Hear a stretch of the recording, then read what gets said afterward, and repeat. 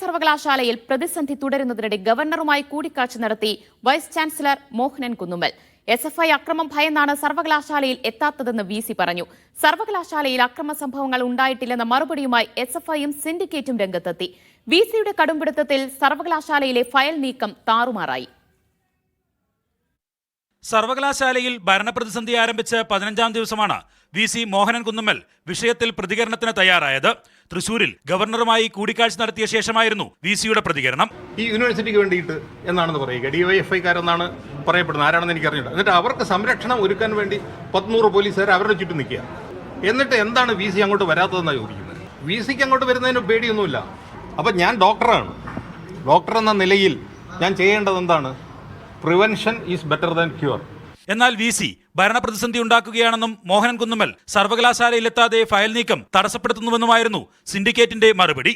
ഇവിടെ registrar doctor KS Anilkumar VC കാണേണ്ട ഫയലെല്ലാം ഇതുവരെ ഉള്ളത്, ഈ നിമിഷം വരെയുള്ള ഫയലുകൾ മുഴുവൻ DDFS ആയിട്ട് വന്നിട്ടുള്ളത് അദ്ദേഹത്തിന് അയച്ചു കൊടുക്കുകയാണ്.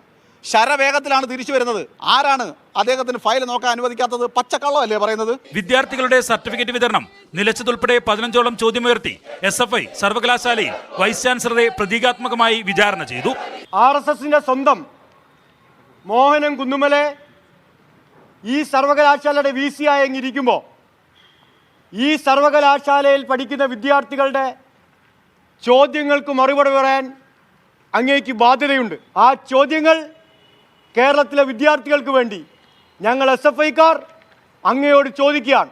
അതിനിടെ രജിസ്ട്രാർക്കെതിരെ സേവ് യൂണിവേഴ്സിറ്റി ഫോറം ഗവർണർക്ക് നൽകിയ പരാതിയിൽ വിശദീകരണമായി സർവകലാശാലയും രംഗത്തെത്തി. രജിസ്ട്രാറുടെ നിയമനം ഡെപ്യൂട്ടേഷൻ വ്യവസ്ഥയിലല്ലെന്നും സെർച്ച് കമ്മിറ്റിയിൽ നിന്ന് തെരഞ്ഞെടുത്തതാണെന്നും സർവകലാശാല വ്യക്തമാക്കുന്നു. മീഡിയ 1 തിരുവനന്തപുരം.